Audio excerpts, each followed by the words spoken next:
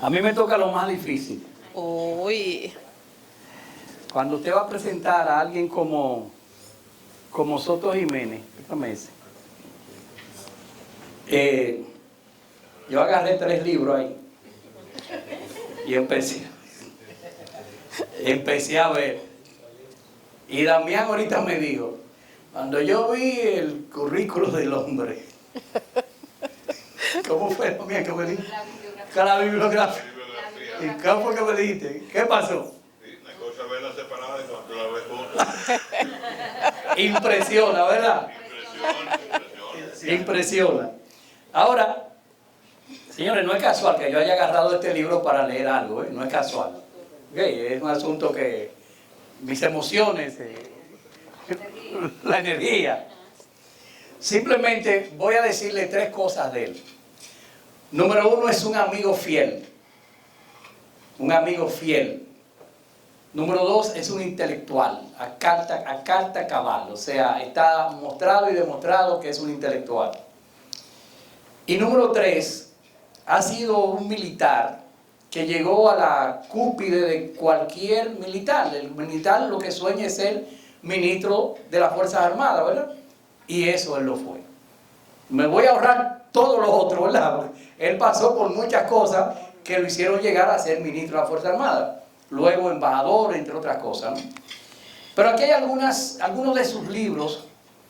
Memorias de Concho Primo, Los motivos del machete, Malfiní, Trujillicón, Historias políticas y literarias, El estrategicón, Las 58 leyes del poder de Juancito Trucupey, Geopoliticando, Dominicaneando, Cosmogramatón, La patria, Epístola sin tiempo para Juan Pablo Duarte, La Fuñenda y Los recuerdos de Tragenearlo. Trancajilo. Aquí faltan libros. Aquí faltan libros. ¿Eh? Ah, aquí faltan libros. Adentro. El otro contra. Atrás. Aquí. No. ¿Dónde está? Faltan libros.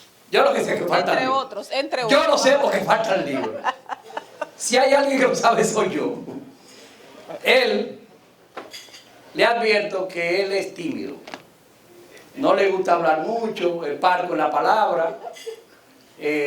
Así que no lo interrumpan porque tampoco le gusta contestarle a la gente. Casi no le gusta hablar. La televisión lo frisa. Sí. Pregúntenle al general que está al lado de él, el dominicaneando. ¿Cómo es que usted dice que tiene el vicio de la palabra? Es que él siempre dice. Pero hay una cosa. Menos mal que eres una mía. Debe concluirlo, se adelante. Hay una cosa que es sine qua non. Ese es mi hermano. Y no hay cosa que yo lo convoque que él no vaya. De hecho, casi morimos los dos juntos porque estaba convocado a IAYC conmigo. Y no fue. Así que no fuimos ninguno de los dos. Por algo estamos aquí, porque Dios, en su misericordia, nos permitió volvernos a reunir con ustedes. Mi amigo, mi hermano, el mayor general Soto Jiménez. Un aplauso para él. Yo tengo siempre una indecisión, si le digo teniente general o le digo mayor general, y él va a explicar por qué. Permítame ponerle esto. Aquí también. Señoras y señores, afortunadamente, quiero decirle que veo muchas caras conocidas aquí. Como él ha dicho, no es la primera vez que vengo a esta actividad. Es más, me voy a permitir la licencia de decirle a todos ustedes que yo fui el primer convocado. ¿Hace cuánto? 15 años. 15 años. Wow. Y es difícil con Marianito, como yo cariñosamente le digo, y su distinguida esposa, que hay que mencionarla, porque él es un hombre declaradamente macaneado. Presidente de Atomamao, Asociación de Maridos Maltratados y Oprimidos. Sí. Entonces yo le digo que es difícil yo hacerle alguna objeción, inclusive de agenda, al caso, a una invitación, a una convocatoria de Marianito. También tengo que decirle que vengo entre otras cosas, porque me siento muy bien en este ambiente, ¿verdad? Ya dije que las caras no me son ausentes, ¿verdad? Y hay mucha gente que yo aprecio, conozco y sobre todo en este asunto valoro. Bueno, entonces, se supone que yo debería reciprocar todas las atenciones, incluyendo los chistes de mal gusto de Marianito, ¿verdad? Pero yo le digo que me siento muy bien. Bueno, pero realmente me siento muy bien. No es que yo quisiera decirle en este ambiente. Él ha dicho lo sacramental, pero no dijo una cosa. A la convocatoria desgraciada del Jet Set, debo decirle que él es aficionado al golf, pero yo no. Yo le digo a mis amigos que cuando me vean con un palo de golf en la mano, díganse sencillamente, Soto se volvió loco. Aquí hay varios golfistas. Sí, no. Y yo respeto, yo lo estoy diciendo de manera muy vivencial, ¿verdad? Y se trata de honestidad, de decir las cosas. Y no fui a esa convocatoria porque el golf me lo impidió. Y después entonces, cuando él me dijo que íbamos al Jet Set, le digo, mira, yo estoy muy viejo para esos canes ya. Por lo tanto, no te voy a acompañar tampoco. Y fíjense una cosa, esa circunstancia nos salvó la vida. Nos salvó la vida. Bueno, entonces decirles a ustedes, entre otras muchas cosas, el tema que vamos a tratar tampoco es nuevo aquí. Yo lo he tratado en otras ocasiones, ¿verdad? Y por eso quiero decirles, de manera de motivación, que para mí la Guerra de Abril es el evento más importante del siglo XX. Del siglo XX. Naturalmente, sin verlo sesgado. Porque yo que tengo la afición por la historia, si tomo parte, y ustedes saben que por mi formación tengo por dónde cojear, por ahí, entonces no estamos hablando de objetividad histórica, ¿verdad?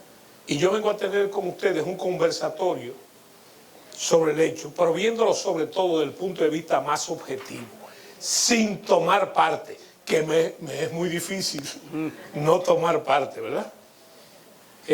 Y entonces yo he elegido un método, el método que no es mío. Es una conferencia del profesor Juan Bosch. Hace poco alguien lo definió, sin secreto, la definición fue de Guido Gómez Mazara, que le preguntaron en una de esos artilugios que se usan en los programas, varios personajes, ¿verdad? Y él dijo, sobre Juan Bosch, él dijo, bueno, un intelectual que fue político. Menciona el programa, maestro, el show del mediodía, mencione. No, crédito, maestro. Es que tú no me das los créditos de otro tipo. Qué barbaridad. Bueno, señores, Venganza emocional. Entonces, yo he elegido la comparación para no dispersarme, ¿verdad?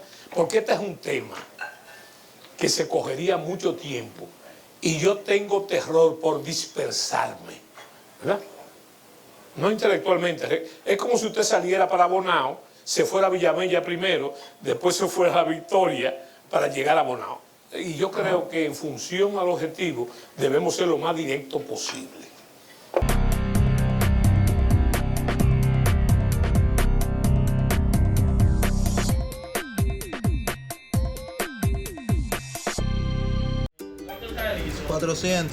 Está bien prevenido y... Hola, soy Luisito. Futuro director de cine. Hoy vengo a presentarles una escena de mi película llamada Futuro Asegurado. Estos son mi mamá y mi papá. Luis, constructor. Claudia, maestra. Marca. ¡Acción! Amor, mira esto. Con ánimo, así me gusta. Y mamoncito, por solo 1,000 pesos, eres socio. ¿Cómo? Así mismo. Confiable y seguro. Lo tenemos. 46 años construyendo historias de éxito. Cuentas de ahorro. COPSA. Plan Amparo. préstamos, depósitos a plazo fijo y asesoría constante. Juntos por un futuro aún más próspero. Mi vida será un éxito taquillero. Estamos en todos lados. Monción, Valverde, Puerto Plata, Santo Domingo, Santiago. Mi futuro asegurado. Cooperativa Mamoncito. Deposita tu confianza. Ay, papá. Corten.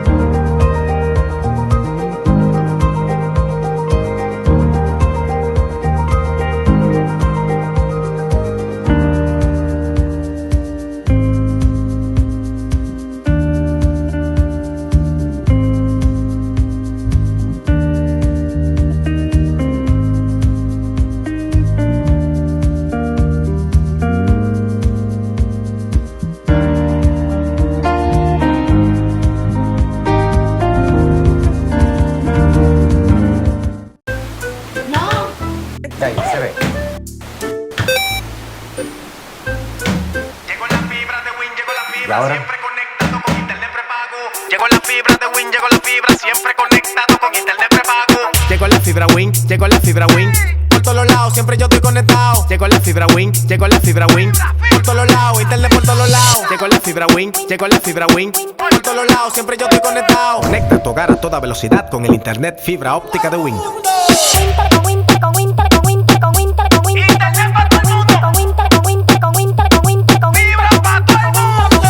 Llegó la fibra, llegó la fibra, llegó la fibra, llegó la fibra, llegó la fibra, llegó la fibra, llegó la fibra. Llama al 809-200-3000. Solicita tu internet por fibra de Win con más de 300 canales de televisión gratis. Win, conecta tu vida.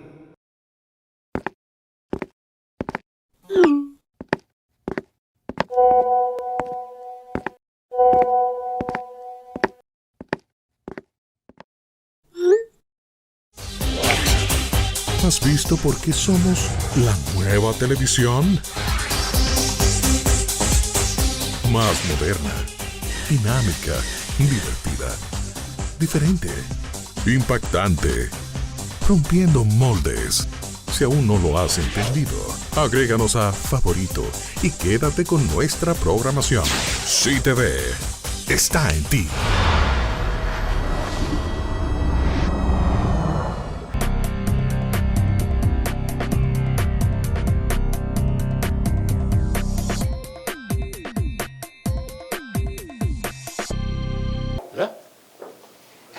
Bueno, eso es lo que yo hago últimamente en mi programa. Fíjense que es un tema delicado. Yo lo que trato, lo dijo el productor ahorita, pero de una manera acomodaticia, ¿verdad? El problema es que nosotros lo que tratamos en ese programa es historia militar contemporánea, sin irnos muy para atrás, para tratar las cosas objetivamente. Porque yo creo, y así se lo repito a ustedes, lo he dicho mucho, en el caso de las similitudes, eso que usa el profesor Bosch, Juan Bosch, lo que hace es huir a mucha información, a veces de forma cegada, que está dispersa. Entonces debemos ser objetivos en función del tiempo y en función de la paciencia de todos ustedes, ¿verdad? Ya se dijo. Un punto ahora que dices. El programa que hicieron sobre ese secuestro de Donald Trump, Sí. Los invito a que lo vean. Sí, bueno, pero de eso tratamos, de ser objetivo. Ustedes saben que yo soy aficionado de la historia. Entonces, sin buscarle quinta pata al gato, tratamos de ser muy objetivos. Muy objetivos. Y la peor forma de no ser objetivo es tomando parte, ¿verdad? Sobre todo, parte política. Recuerden, aquí ya oí que hay varios abogados. Se dice en el argot que cuando la política entra a un tribunal, el derecho sale por las ventanas volando. Bueno, entonces, eso mismo pasa con la historia. Ya yo dije que es para mí la Guerra de Abril, en un siglo cargado de hechos importantes, estoy hablando de la República Dominicana, señores, es el evento más importante, es el evento más importante. Y para afrontarlo hay que seguir el método del profesor Juan Bosch, hay que seguirlo. ¿Cuál es el método? Él habla de la restauración de la República y la Guerra de Abril como dos revoluciones burguesas inconclusas. Debo adelantarme diciendo que el profesor Bosch habla permanentemente de que debe haber una tercera revolución burguesa, pero que no ha llegado. Ahora, ¿qué pasa? No ha llegado, ¿por qué? Porque todos nosotros pensamos, hablar de revolución, que estamos hablando de tiros, de fusiles, de cañonazos, ¿verdad? Como pasó en las otras dos. Y yo quiero decirle a ustedes, quizás adelantándome al propósito, de que esa revolución burguesa ya pasó. Porque ¿cuál fue la frustración de las dos revoluciones burguesas que él habla? Fue la instauración de un régimen burgués en la República Dominicana. En la restauración no se logró, ¿verdad? Y tampoco se logró en la Guerra de Abril. Que por cierto, sin tratar de estar bien con las dos partes, hay que reconocer, sin tomar partido, que ambos bandos tenían sus motivaciones y sus razones. Eso es desde el punto de vista político, porque quiero decirles a ustedes también, y me atrevo a referenciar la guerra de Ucrania y de Rusia, que hay muchas complejidades geopolíticas, geoestratégicas y de muchas partes, ¿verdad? Esas razones estratégicas, económicas y geoestratégicas son complejas. Pero lo que no es complejo, señores, y no estoy rehabilitando mi condición de militar, es un calco de operaciones. Los cálculos de operaciones no mienten, ni se pueden manejar. Ahí usted ve lo que está pasando. Siguiendo un principio de la guerra, de los 9 principios que existe, que se llama la simplicidad. En la guerra solamente funciona lo simple. Por lo tanto, usted no puede truquear los resultados. Eso permite a los militares, sobre todo, a poder ser lo más objetivo posible. Por ejemplo, yo recuerdo que junto a otros prestigiosos geopolíticos, 15 días después de haber comenzado la guerra de Ucrania, yo pude profetizar, y esa no es la palabra adecuada, lo que iba a pasar. Todo el mundo apostaba a una guerra, a una tercera guerra mundial, todo el mundo apostaba a una guerra, a la posibilidad de una guerra nuclear, y yo simplemente dije, en base a lo que le estoy diciendo, a esas cartas de operaciones que no mienten, que era una nueva guerra fría. Era una nueva guerra fría. Y es lo que está pasando. Una nueva guerra fría. Con los eventos típicos de una guerra fría. Típico que, como la guerra de los 6 días, como la guerra del Yom Kippur y otras en América Latina lleno de esos episodios que no pasaron. Bueno, entonces, ¿qué es la primera similitud que hay entre ambas revoluciones burguesas e inconclusas? Es que, señores, no lograron su propósito. ¿Cuál fue el propósito? Estoy hablando a nivel estratégico. La implantación de un Estado burgués en la República Dominicana. No pasó. No lo logró la restauración y tampoco lo logró la Guerra de Abril. ¿Qué pasó? ¿Qué fue lo que pasó? Los resultados son muy parecidos en detalles. En detalles. Todo por lo que le dije, porque también hay que tomar en cuenta, y así lo digo aquí entre ustedes, que se ha construido una discursiva sobre ambos eventos, ¿verdad?, que tienen que ver con un sesgo cultural del dominicano, ¿verdad? Entonces hay que ver las similitudes, ¿verdad?, inclusive partidarias, porque hay que decir una cosa, la guerra de la restauración fue producto del Partido Azul, pero no hay una cosa más parecida al Partido Azul que el PRD. Y el PRD, señores, fue el partido de la Guerra de Abril. Ese fue el partido. Inclusive, señores, una de las discusiones más interesantes, pero con rasgos muy auténticos, es que la izquierda revolucionaria llegó tarde al proceso. Eso no quiere decir que no trató de imponerse, finalmente, pero ese fue el gran dilema. Ese fue el gran dilema. Bueno, llegó a causar grandes problemas y grandes contradicciones. De lo que ese se trata. En la restauración pasó lo mismo. ¿Cómo te explica, por ejemplo, en la restauración, que fue producto del Partido Azul, las grandes contradicciones que pasaron por ahí? Los presidentes que se sucedieron, había algunos de ellos que eran totalmente una antítesis del mismo motivo de la guerra. ¿Cómo te explica, por ejemplo, la preponderancia, sin entrar en un clima de criterio, de Buenaventura Báez? Que fue, señores, 5 veces presidente de la República. ¿Cómo te explica eso? Cuando él mismo fue de los abanderados del proteccionismo, ¿verdad? Sin embargo, el Partido Azul, que era partidario de los trinitarios, de ese partido político que se llamó los trinitarios, no pudieron alcanzar la instauración de un Estado burgués. Y cuando hablo de Estado burgués, yo creo que ustedes se coloquen en ambos casos, que no estamos hablando de la típica concertina, de la dialéctica materialista, no. Es un Estado burgués, el Estado burgués que produjo el fenómeno de los Estados nacionales, ¿verdad? Y entonces caímos en las mismas contradicciones del Partido Azul que después tuvo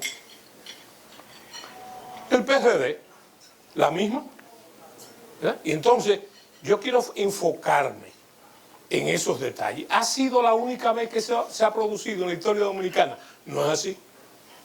No es así. Y hay que verlo en sus detalles, naturalmente. Lo que va a pasar si nos metemos por esos caminos es que vamos a terminar docenas de esas, yo con el vicio de la palabra, ¿verdad? Entonces es más fácil ir a los hechos. Ya yo dije que la Guerra de Abril fue el evento más importante del siglo XX. Es un siglo lleno de cosas importantes en la República Dominicana, ¿verdad? Entonces, llegar a la conclusión final de que la guerra civil, señores, la guerra civil, y esa es la primera similitud, no la gana nadie. Las guerras civiles, las guerras fratricidas, no las gana nadie. La pierde el pueblo, que necesita de la unidad nacional para su desarrollo, su felicidad y su bienestar. Entonces, ahí no hay ganadores. Hay un quebrantamiento de la unidad nacional. Lo que se llama la unidad, la cohesión nacional. Entonces, no podemos entrar en las razones de uno y de otro, sino en las similitudes que yo estoy mencionando. Esas similitudes, señores, hacen doctrina. Y yo quiero decirle aquí en este momento, caballeros, que lo más importante de la llamada identidad nacional está compuesta por muchos factores, pero para mí la más importante es la cultural. Y la cultural no tiene que ver nada con violín, poesía, teatro, música clásica, no. Es la postura de los grupos humanos frente a la vida. Entonces la República Dominicana tiene un elemento cultural cohesivo, fundamentalmente, señores, si observamos que a nosotros se nos metió en la cabeza de que nosotros somos un país rico, desde la colonia. Señores, ninguna isla ha sido rica nunca, porque los recursos son limitados. De ahí nace el imperialismo. Ustedes me dirán, bueno, pero Japón e Inglaterra son islas, ¿verdad? Pero ahí entra el imperialismo, porque la materia prima que ellos necesitan tienen que salir a buscar afuera, ¿verdad? Y entonces de ahí nacen otros mitos como la piratería y los corsarios, que no es lo que nosotros pensamos, que es un individuo con un ojo tapado, una pierna de palo. Señores, eso es una modalidad de guerra imperialista para tener esos recursos, que no lo tienen ellos, tienen que buscar afuera, por la fuerza militar, ¿verdad? Y fundamentalmente por la vía anteriormente marítima. Señores, en la restauración, ustedes van a ver que tenemos el mismo problema de hoy, que es el problema de la dispersión. Tenemos mucha información, pero dispersa. Hubo épocas en que cada cual se arrebataba los documentos y lo clavaba. como se dice ahora, ¿verdad? Dependiendo del tipo político, pero se creó una discursiva. El mejor ejemplo es el libro de la Restauración de Pedro María Chambó. Esa fue la Biblia por mucho tiempo. Pero resulta que el profesor Bosch escribió una historia de la Restauración más objetiva y científicamente mejor evaluada. Hay una historia de las ideas políticas, por ejemplo, de Juan Isidro Jiménez Grullón, una obra monumental. Pero el que tuvo éxito en propagarla, y era que nosotros conocemos, porque la podemos digerir, a pesar de que Juan Isidro no era abogado, era médico, graduado en París. Señores, la que nosotros pegó y comprendemos es la del profesor Juan Bosch, por ese lenguaje llano, etcétera, ¿verdad? Entonces, fíjense que en ese detalle arribamos a la primera, no solamente a la discursiva y la semejanza del Partido Azul con otros partidos que tienen la misma derivación. Señores, el Partido Azul, ya yo dije que era el PRD, pero también es el PLD de hoy. ¿Por qué? Porque se deriva de ahí también. El PRD nació en el 39 en Cuba contra la lucha antitrujillista, ¿verdad?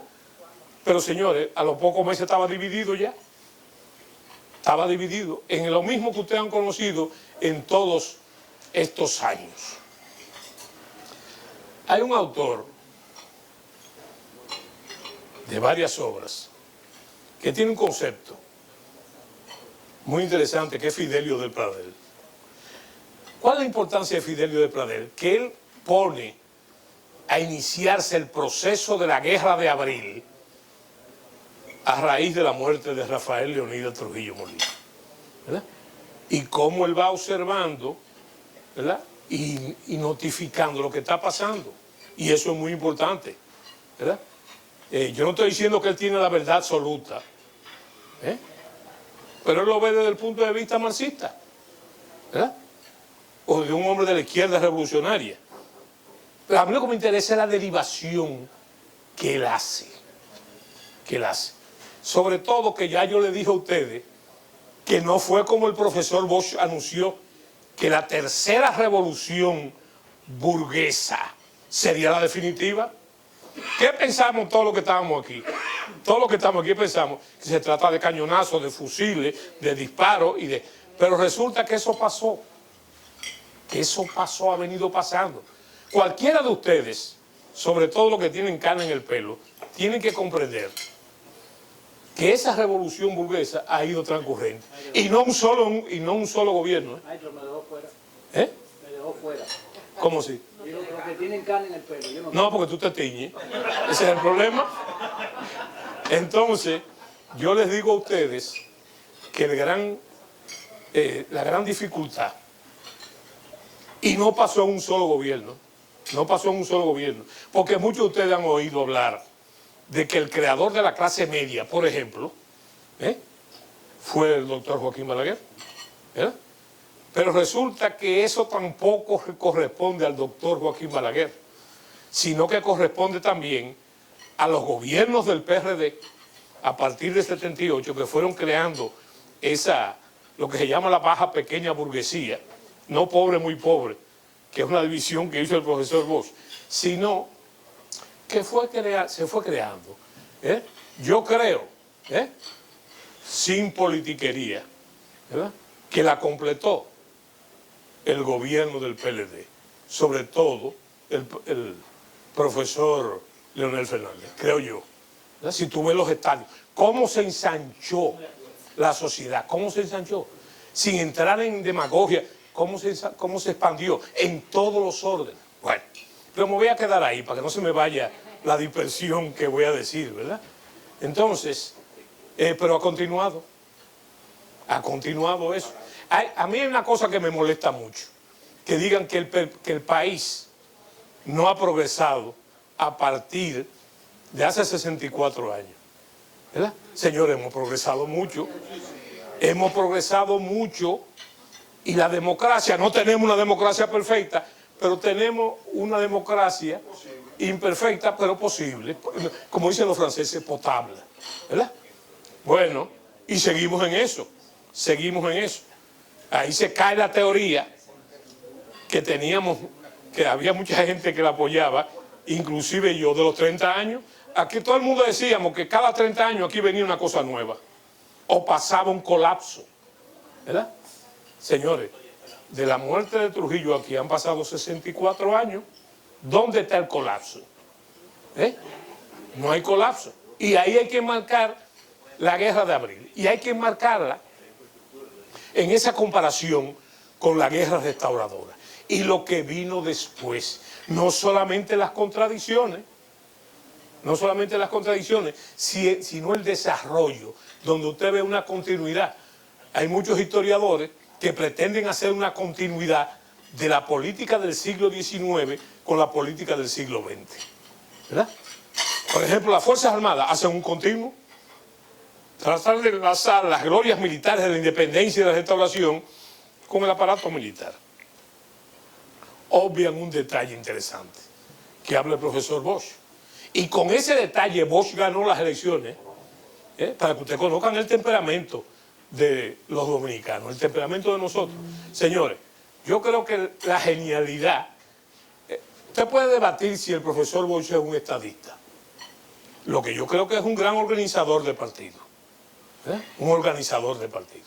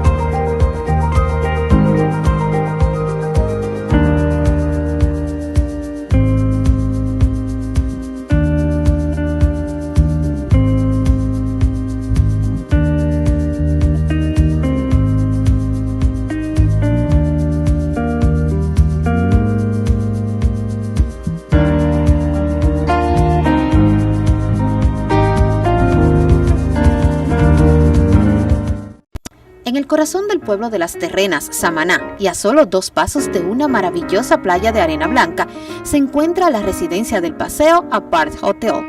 Es un verdadero oasis de paz y tranquilidad con su magnífico jardín tropical. Disfrute de nuestro barbecue en los jardines y vista a la piscina. Con su locación y entorno privilegiados, sus espacios de óptima comodidad, el Hotel La Residencia del Paseo les ofrece lo mejor de la República Dominicana para unas vacaciones inolvidables y en toda libertad. Ofrecemos nuestros salones de conferencias, Taíno y Arawak para cualquier evento que usted necesite. Contáctenos al 809-240-6778. La Residencia del Paseo, Caribbean Apart Hotel.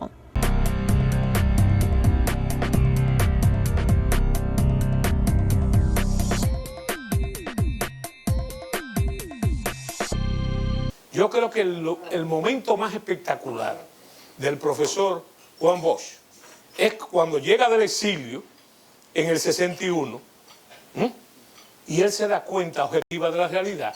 ¿Cuál era la realidad? Que el país era, más de medio país era trujillista.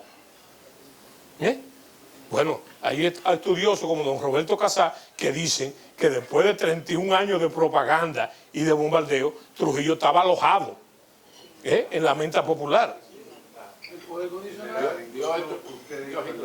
dice en su último libro, Cuentos de Guardia, sí, que a Balaguer le tocó gobernar con unas fuerzas armadas trujillistas.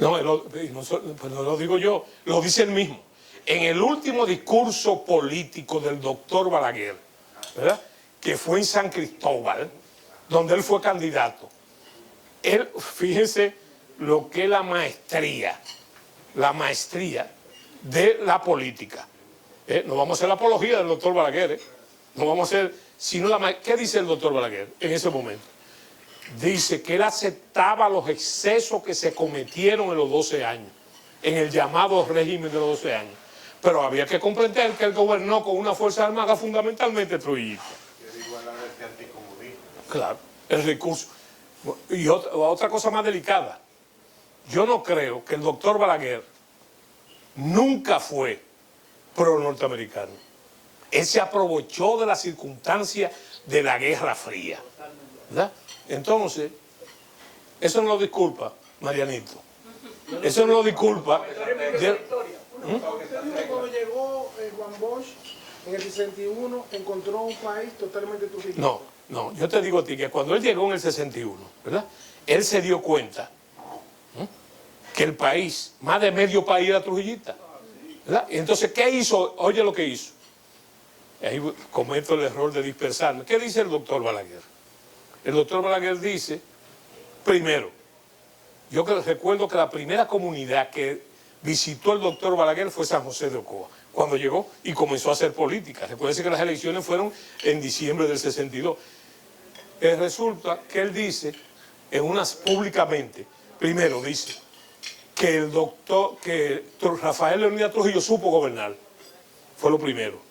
Y otro artículo fabuloso en el periódico que dice que hay que dejar de rumiar el odio como las hienas, ¿verdad?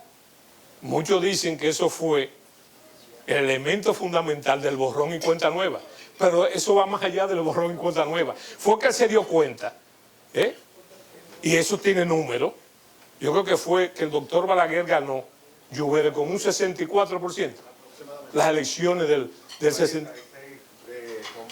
No, Juan Bosch ganó con un 62-63% las elecciones, ¿verdad?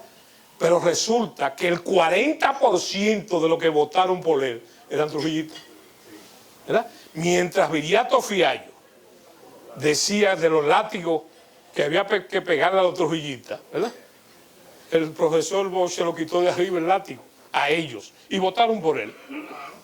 Y había una cosa también como contradictoria, porque muchas de las personas que conformaban la Unión Cívica Nacional eran trujillistas. Sí, pero ex-trujillistas.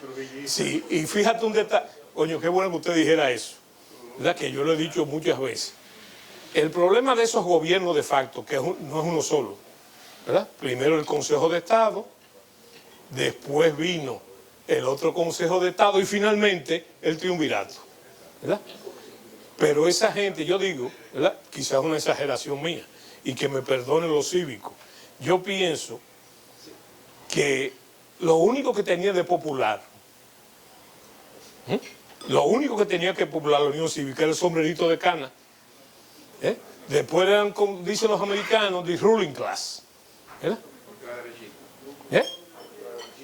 Pero no solamente eso, ex-trujillista, ¿verdad? Y eso se podía bajar hasta la expresión más simple. Por ejemplo, yo les digo a ustedes que, por ejemplo, a nivel municipal, eso se quedó intacto. Todos eran trujillistas que tuvieron que meterse o a catorcistas, que fue otro fenómeno, a PRDistas y a cívicos y socialquitrianos, ¿verdad? Tuvieron que meterse, pero finalmente sus vinculaciones eran con el trujillismo. Me estoy refiriendo a los municipios, los alcaldes, etcétera, que se posicionaron de nuevo. Ahora, eso que yo he dicho del profesor Bosch, para mí es una cosa genial. Era genial. ¿Por qué? Porque lo que hizo fue ganar las elecciones en virtud a gente, mientras que había mucha gente señalada, ¿verdad? Entonces, ¿qué fue lo que hizo él? ¿Verdad? Decía que había que dejar de rumiar el odio, como las hienas. Lo puso de Senado y el país votó por él y ganó las elecciones. Es más, yo creo que todavía no ha sido superado ese porcentaje de votación, ¿verdad? Eso no tiene que ver que Bosch haya sido un estadista, un organizador de partidos. No, pero fue un fenómeno.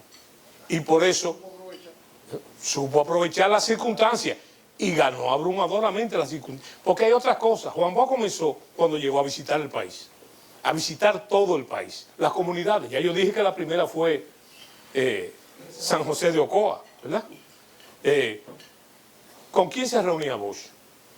Se reunía con las figuras principales, con los polos de poder locales, ¿verdad? sin importar lo que fueran. ¿Verdad? Un hombre que tenía 30 y pico de años en el siglo, era relativamente desconocido. Sí, pero no, yo solamente eso. Ese es el trabajo. Pero hay otra cosa que yo creo que fue un error. Recuérdense que Bosch tenía 20 y pico de años en el exilio, ¿verdad? Creo que 28 años. Pero hay otro problema. El otro problema fue que su vicepresidente, que era Tamayo, también era un dominican yol, no conocía el país. Que no conocía el país. No conocía el país. Sin embargo, él aplicando su doctrina logró tener éxito, ¿verdad? Tener éxito electoral. Conocer también, siguiendo las ideas de Fidelio de Pradel, de que no solamente fue eso, sino que la gente se pregunta, ¿y cuál es el programa de gobierno de Juan Bosch? Idealmente, teóricamente, fue la declaración de principio del programa de gobierno de los expedicionarios del 14 de junio, la llamada raza inmortal, ¿verdad? Que mientras él comenzó a aplicarla, todo iba bien, pero cuando comenzó a aplicar las medidas económicas, ahí entró en barrera el gobierno inmediatamente. Porque ¿qué es lo que se estaba disputando? Lo que se estaba disputando precisamente era los privilegios de esa clase asentada, ¿verdad?, el latifundio. Un amigo que ustedes conocen, que es Roberto Santana, me contó a mí, hace 2 o 3 días, que él estuvo como niño, su papá era cívico, ¿verdad?, allá en el Naranjal, muy cercano donde nació mi padre, que era el amarradero de Sabana Larga. Y en eso, ahí Bosch cometió un error por no conocer el país, que dijo, ustedes ven todas esas propiedades, eso lo vamos a hacer una reforma agraria y vamos a repartir a la gente de 2000, que yo qué. Y entonces, que él no sabía, el profesor Bosch, que toda esa propiedad, lo que había tierra de campesinos con 2000 metros, con pequeñas parcelas. O sea que, ¿me explico lo que le estoy diciendo? Fue un adverso. Bueno, me contaron que el papá de Roberto, que era cívico, dijo, no, pero este hombre... Esa es la función. Bueno, señores, para no meternos en esos recovecos, yo quiero ir directamente a la comparación de esas dos gestos, que es objetivamente cronológica. Porque yo no sé si ustedes, los que tienen canas, recuerdan una película que había aquí que se llamaba La ciudad desnuda, sobre la ciudad de Nueva York, que decía, hay 1000 historias perdidas en la ciudad desnuda, ¿verdad? Yo recuerdo de niño eso, lo veo muy bien. Pero resulta que sobre la Guerra de Abril hay que tener cuidado como usted habla, ¿verdad? ¿Por qué? Porque para los constitucionalistas, por ejemplo, esa es su guerra. Esa es su guerra. Y como todo, es celoso de su guerra. Y del otro lado, lo que se pensaban que eran los militares, leales, ¿verdad?, leales a su institución, también ellos tienen la certeza de que estaban luchando por su cuestión, ¿verdad?, sobre todo por las contradicciones que se armaron al respecto. Haciendo otra salvedad que le voy a decir.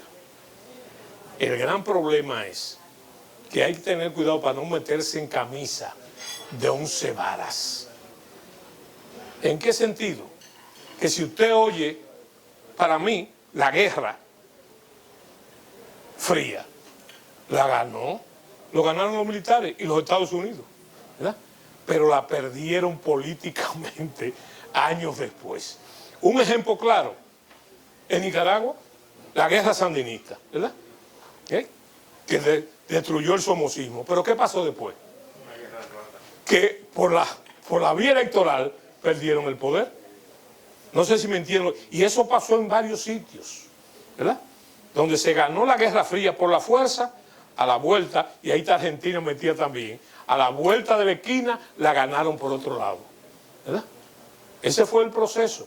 Entonces aquí con la Guerra de Abril pasa lo mismo. La discursiva, señores, no corresponde objetivamente a la realidad. Les voy a poner un ejemplo. Gana el PRD después. No, pero no solamente gana el PRD, sino que usted ve en los... Mira, se habla mucho de la batalla del puente, por ejemplo. ¿Verdad? Lo que yo estoy diciendo lo escribí hace 25 o 30 años, donde yo demuestro militarmente que eso que pasó ahí no fue lo que pasó ahí realmente. ¿Verdad? Entonces, señores, yo podía ponerle 1000 ejemplos de lo que pasó ahí. Pero la discursiva pone esa como la gran gesta. Yo oí en una actividad, que no voy a mencionar, para no crear problemas. Pero yo fui a una actividad, para que ustedes vean lo que es el desconocimiento de la cuestión, que dijeron que Fernández Domínguez fue un héroe de la batalla del puente. Sencillamente Fernández Domínguez no estaba en el país. ¿Me explico lo que le estoy diciendo? O sea que es una retórica, una discursiva que no corresponde a la realidad.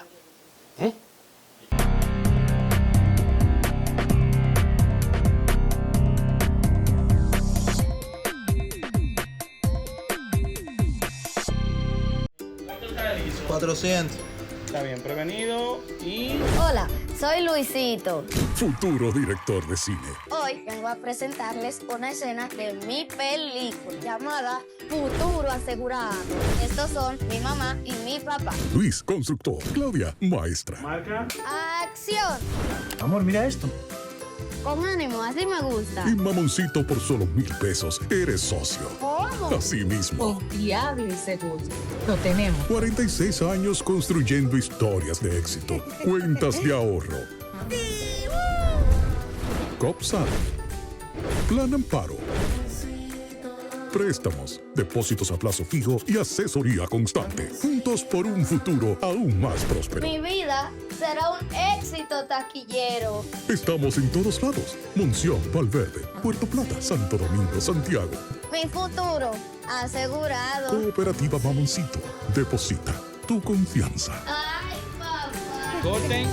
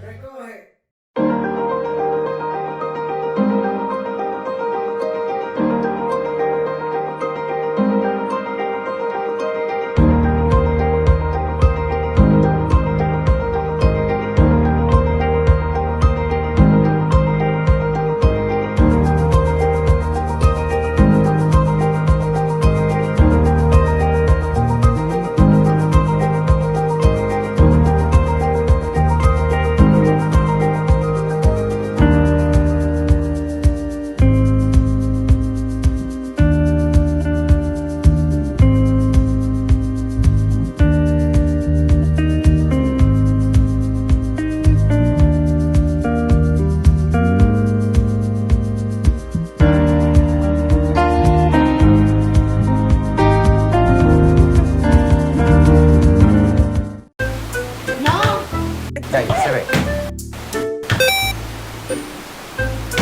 Llegó la fibra de Win, llegó la fibra, siempre conectado con internet prepago. Llegó la fibra de Win, llegó la fibra, siempre conectado con internet prepago. Llegó la fibra Win, llegó la fibra Win. Por todos lados, siempre yo estoy conectado. Llegó la fibra Win, llegó la fibra Win. Por todos lados, internet por todos lados. Llegó la fibra Win, llegó la fibra Win. Por todos lados, siempre yo estoy conectado. Conecta tu hogar a toda velocidad con el internet fibra óptica de Win.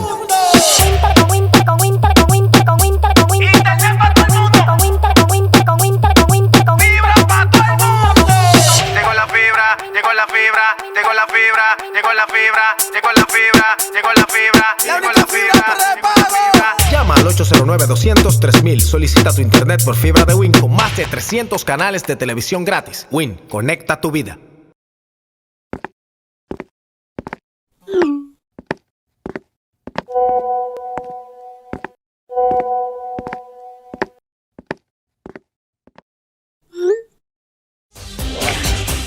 ¿Has visto por qué somos la nueva televisión?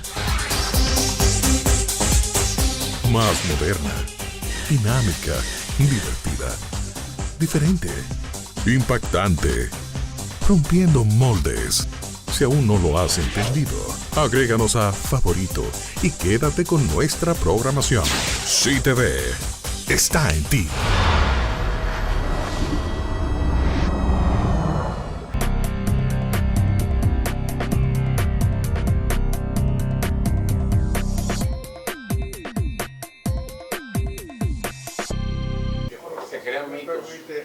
Claro que sí. Como medio, mire, el esposo, mi suegro era teniente coronel de la Fuerza Aérea y él falleció.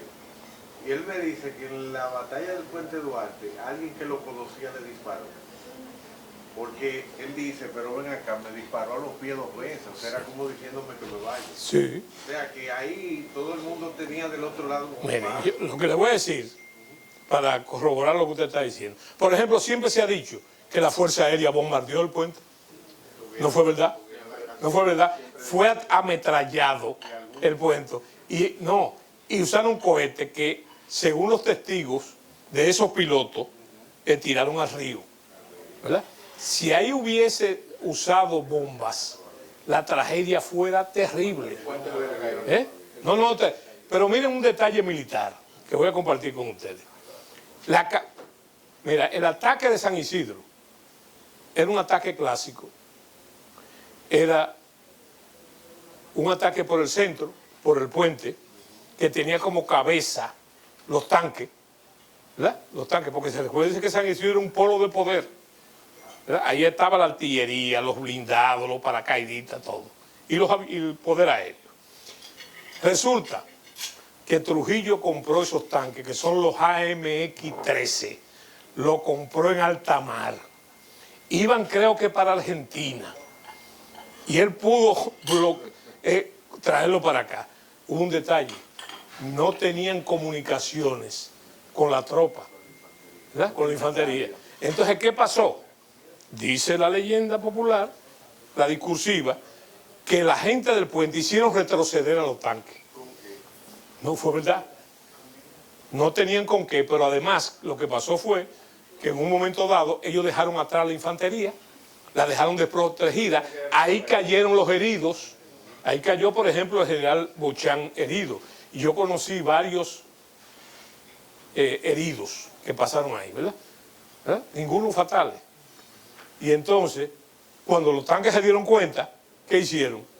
Se pararon y entonces retrocedieron para esperar la infantería. Según la leyenda popular, el pueblo hizo retroceder a los tanques. Eso es mucha poesía, muy bonito, pero eso no es posible. Ahí lo tuvo lo que llaman una retirada retrógrada. Una operación retrógrada.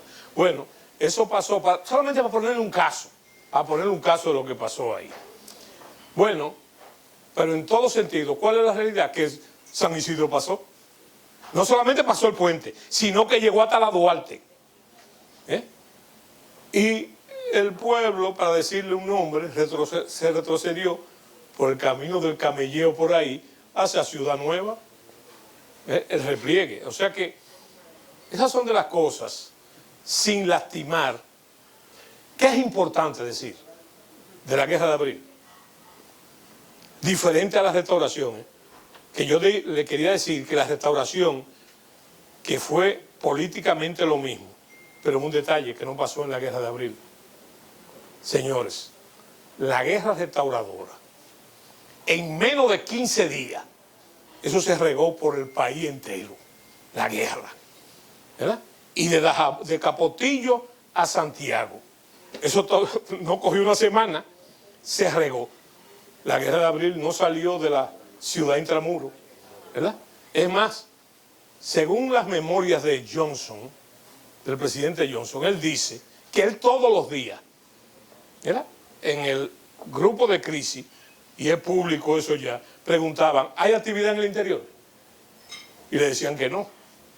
Eso le dio oportunidad inclusive, que es algo muy ofensivo para los constitucionalistas, que realmente aquí nunca llegó la cantidad de tropas que se dice que llegó. ¿Por qué? Porque ellos hicieron, por un asunto legal, sacaron tropas del territorio continental para llevarla a Vietnam, donde tenían impedimento, ¿verdad? Yo no quiero decir la palabra grosera, que quiere decir, a nosotros nos cogieron de preservativo, ¿verdad? Con detalles muy importantes sobre ese caso. De todas maneras, ¿qué provocó eso? Que no hubo actividad en el interior, sino en la zona. Bueno, hay que saber las palabras del general Maxwell Taylor, que él dice, señores,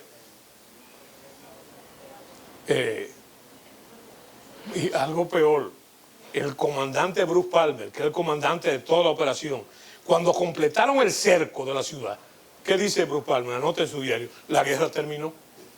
Oiga bien, señores, eso pasó días después. La guerra terminó. A partir de ahora, todo lo resolverán la política.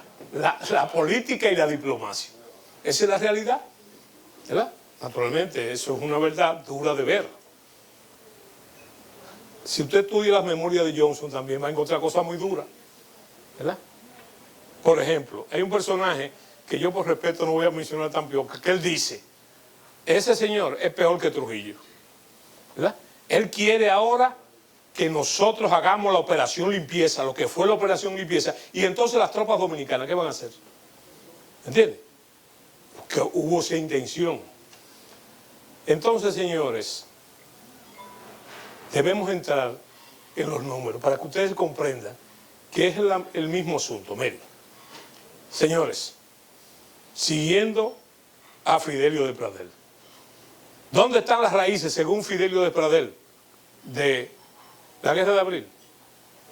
No está en el golpe de Estado del 63, que también tiene su historia. Está en la muerte de Trujillo. La herencia del tirano. Exacto, la herencia del tirano. Déjame decirte que es importante en esto. Señores, tomen en cuenta que siguiendo ese punto de vista, ¿cuándo ocurre la anexión a España? ¿Cuándo se proclama la anexión a España? En 1861. ¿Cuándo matan a Trujillo? En 1961, exactamente 100 años después, ¿verdad? Pasa eso. Ahora, ¿cuándo termina, señores? Para que ustedes cojan, ¿cuándo termina la guerra? Y estos son datos que ustedes deben comprobar. ¿Cuándo termina la guerra restauradora? En 1863. No, en 1863. ¿Verdad? Comienza la guerra restauradora, exactamente 100 años después del golpe de Estado de Juan Bosch, ¿verdad? Exactamente 100 años después. ¿Qué viene después? La guerra de abril, que es cuando los españoles deciden desalojar la isla, no porque quisieron, ¿no? Sino fue a fundazo que lo sacaron, ¿verdad? Y era insostenible económicamente la guerra, ¿verdad? Y las cortes decidieron sacar de ahí. Solamente hay que leer las cartas de los soldaditos españoles que le dicen, señores, esto, la guerra en África, en Melilla, es un paseo. Y es importante eso para que ustedes se conozcan a ustedes, a sus abuelos y a nosotros mismos. Eso es un picnic, eso es un pasadía. Porque esta gente son salvajes. ¿Por qué? Porque los dominicanos, explicando la guerra de guerrilla, ¿verdad?, esperaban los rezagados de la columna para picotearlo, ¿verdad? No para matarlo a tiro, para picotearlo, y dejaban los cadáveres en las encrucijadas de los caminos para que los otros vieran cuál era el resultado. Ese es el dominicano, porque la obsesión del dominicano y su riqueza es su heroísmo. Mientras todos aquellos que hablan de la riqueza del pueblo dominicano, no, yo creo que es el heroísmo de las mujeres y los hombres dominicanos. Eso es muy importante.